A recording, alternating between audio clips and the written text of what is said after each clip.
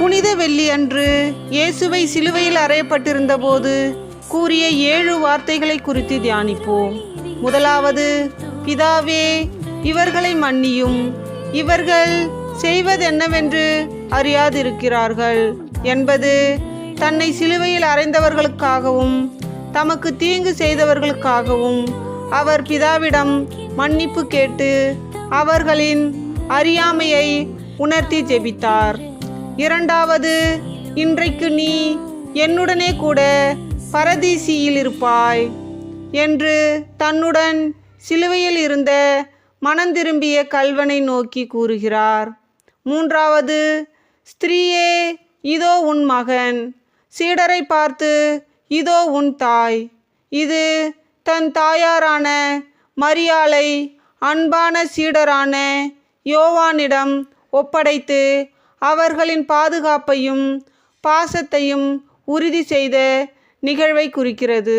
நான்காவது, ஏலோயி ஏலோயி லாமா சபக்தானி என்பது இயேசு கிறிஸ்து சிலுவையில் மரணமடைவதற்கு சற்று முன் மிகுந்த வேதனையுடன் அராபிக் மொழியில் கூப்பிட்ட வார்த்தைகள். ஐந்தாவது, தாகமாயிருக்கிறேன் என்பது அவரது மனித தன்மையையும் பாவங்களை சுமந்த வேதனையையும் குறிக்கிறது.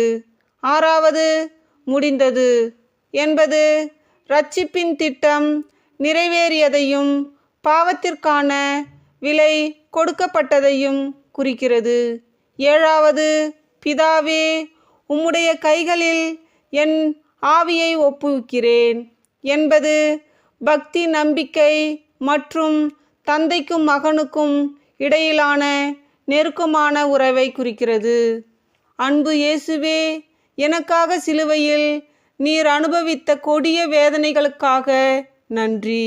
என் பாவங்களுக்காகவே நீர் பழி சுமந்து சாவை வென்றீர்.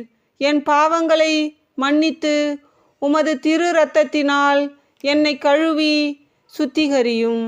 உமது சிலுவை மரணத்தின் வழியாக எனக்கு மீட்பை தந்தீரே.